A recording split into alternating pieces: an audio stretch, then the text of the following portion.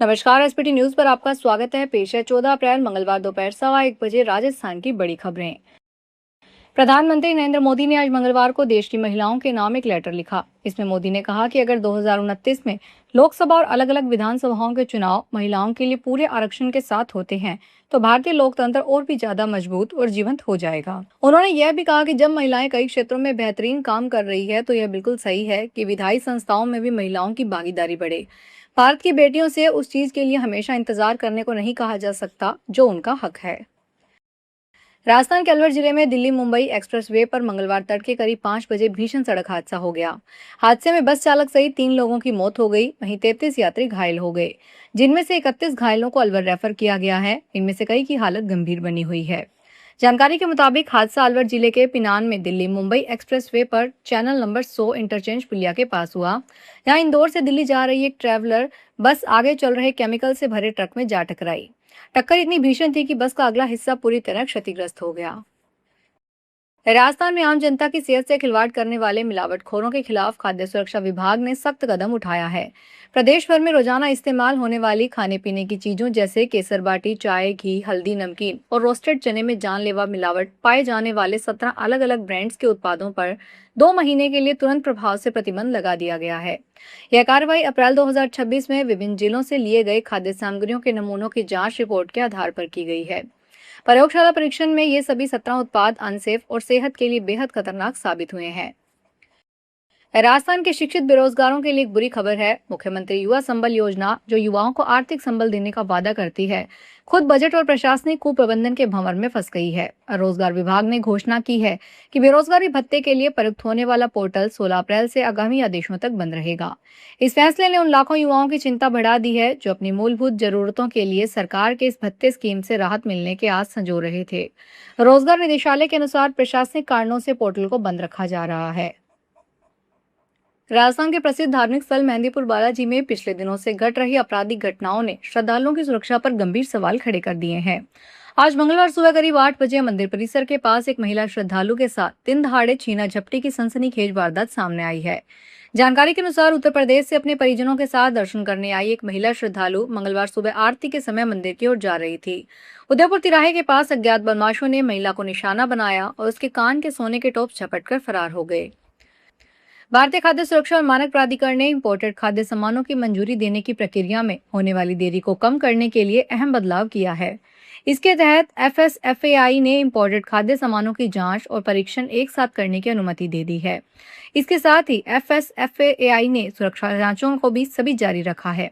इससे मंजूरी मिलने में लगने वाले समय में काफी कमी आने की उम्मीद है। हर चरण पर भुगतान का इंतजार करने की बजाय एक साथ जांच और परीक्षण की अनुमति से इंपोर्टेड खाद्य सामान लोगों तक तेजी और बेहतर स्थिति में पहुंच सकेंगे।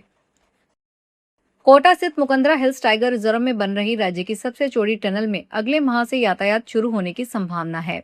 यह टनल 8 लेन एक्सप्रेसवे का हिस्सा है, जिससे दिल्ली से वडोदरा तक निर्बाध यात्रा संभव हो सकेगी। टनल में 4-4 लेन की 2 अलग अलग सुरंगें बनाई गई है। प्रारंभिक चरण में एक सुरंग को चालू कर यातायात शुरू किया जाएगा, जबकि दोनों दिशाओं में पूर्ण यातायात शुरू होने में अभी कुछ माह का समय लगेगा। टनल का निर्माण कार्य वर्ष 2019 में शुरू हुआ था। इसे 2024 तक पूरा करने का लक्ष्य रखा गया था। हालांकि खुदाई के दौरान कच्ची चट्टानों और नाले के आने से कार्य में देरी हुई है। राजस्थान में इस साल मानसून की कमजोर रहने का अनुमान जताया गया है। मौसम विज्ञान केंद्र नई दिल्ली द्वारा जारी ताजा पूर्वानुमान के अनुसार राज्य में कुल मिलाकर बारिश सामान्य से थोड़ी कम रह सकती है। खासतौर पर पूर्वी राजस्थान के कई जिलों में वर्षा में कमी देखने को मिल सकती है, जबकि पश्चिमी राजस्थान में स्थिति अपेक्षाकृत संतुलित रहने की संभावना है।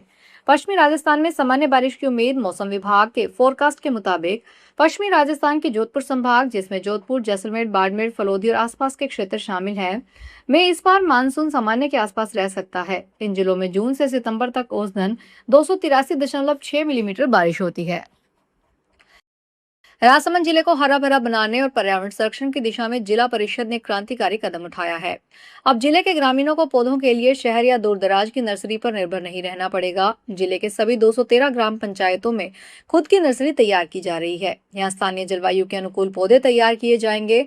पूरे जिले की पंचायतों में कुल 8,56,000 से अधिक पौधे तैयार किए जा रहे हैं।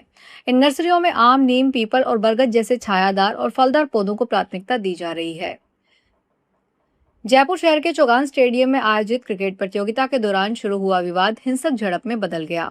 आरोप है कि मैच के बाद एक युवक को रास्ते में रोककर 5 लोगों ने मारपीट की और हमला कर दिया। पुलिस थाना कोतवाली जयपुर शहर में रिपोर्ट दर्ज करवाई गई है। कोतवाली थाना प्रभारी राजेश गौतम ने बताया कि दोनों पक्ष पड़ोसी हैं और क्रिकेट मैच को दौरान झड़प हुई थी। इस पक्ष ने मुकदमा दर्ज करवाया है। मामले की जाँच की जा रही है। राजस्थान माध्यमिक शिक्षा बोर्ड ने वर्ष 2026 की पूरक परीक्षाओं का कार्यक्रम घोषित कर दिया। सैद्धांतिक परीक्षाएं 14 मई से और प्रायोगिक परीक्षाएं 7 मई से शुरू होगी। बोर्ड ने स्पष्ट निर्देश दिए हैं कि विद्यालय और परीक्षार्थी मूल अंक तालिकाओं का इंतजार न करें और पूरक परीक्षा के लिए जल्द से जल्द शुल्क जमा करवाएं। सामान्य परीक्षा शुल्क के साथ ऑनलाइन चालान 15 से 22 अप्रैल तक प्रिंट किए जा सकेंगे, जबकि बैंक में राशि जमा करवाने की अंतिम तिथि 24 अप्रैल निर्धारित की गई है।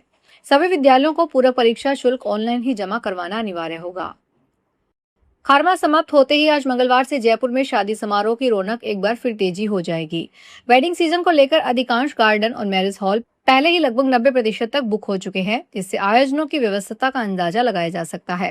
पहले जहां 5-6 महीने तय किए गए मेन्यू में 20 से 22 व्यंजन शामिल होते थे, अब यह घटकर 12 से 15 आइटम तक सीमित रह गया है। अधिक गैस खपत वाले व्यंजन जैसे तवा रोटी और पूरी को कई जगह सीमित कर या बैच के आधार पर परोसा जा रहा है। अभी पिछले बवाल की आग भी ठंडी नहीं हुई थी कि नोएडा कर्मचारियों ने एक बार फिर मोर्चा खोल दिया। सोमवार की हिंसा और सरकार द्वारा वेतन वृद्धि के ऐलान के बावजूद मंगलवार सुबह बड़ी संख्या में श्रमिक अपनी मांगों को लेकर सड़कों पर जमा हो गए। सेक्टर 70, 80 और 120 में फिर पुलिस और प्रदर्शनकारी आमने सामने हो गए। यहाँ बड़ी संख्या में प्रदर्शनकारी अचानक से सड़कों पर आ गए और पुलिस से उनकी झड़प हो गई। इन लोगों ने पुलिस पर पथराव कर दिया। कोटा के बोरखेड़ा थाना क्षेत्र में स्थित चित्रेश नगर कॉलोनी में देर रात मगरमच्छ के निकलने से हड़कंप मच गया। भारी भरकम मगरमच्छ रिहायशी इलाके में घुस गया। करीब 8 से 10 फीट लंबे इस मगरमच्छ के कॉलोनी में आने से लोगों में दहशत फैल गई। कॉलोनी के कुत्तों ने मगरमच्छ को घेरा, जिससे आसपास के लोगों का ध्यान इस ओर गया। इसी दौरान वहां से गुजर रहे बाइक सवारों ने मगरमच्छ को देखा और तुरंत कॉलोनी वासियों को इसकी सूचना दी। सूचना मिलते ही स्थानीय लोगों ने बोरखेड़ा थाना पुलिस और वन विभाग की रेस्क्यू टीम को मौके पर बुलाया। धौलपुर जिले में नशे के खिलाफ पुलिस की कार्रवाई लगातार जारी है। पुलिस ने 2 अलग अलग थाना क्षेत्रों में कार्रवाई करते हुए 2 बुजुर्ग आरोपियों को गिरफ्तार किया और उनके कब्जे से गांजा बरामद किया। पहली कार्रवाई दिहोली थाना पुलिस ने डीएसटी टीम की सहायता से की। पुलिस ने गोपालपुरा निवासी 63 वर्षीय दौलतराम पुत्र नवाब सिंह को गिरफ्तार किया। उनके पास से 421 ग्राम गांजा जब्त किया गया। यह कार्रवाई आरपीएस सुखराम बिश्नोई के नेतृत्व में संपन्न हुई। इस कार्रवाई में डीएसटी टीम के कांस्टेबल भागीरथ और प्रभारी एएसआई प्रेम सिंह की विशेष भूमिका रही। इस मामले की जांच राजाखेड़ा थाना प्रभारी को सौंपी गई है। फिलहाल इस बुलेटिन में इतना ही। फिर हाजिर होंगे बड़ी खबरों के साथ।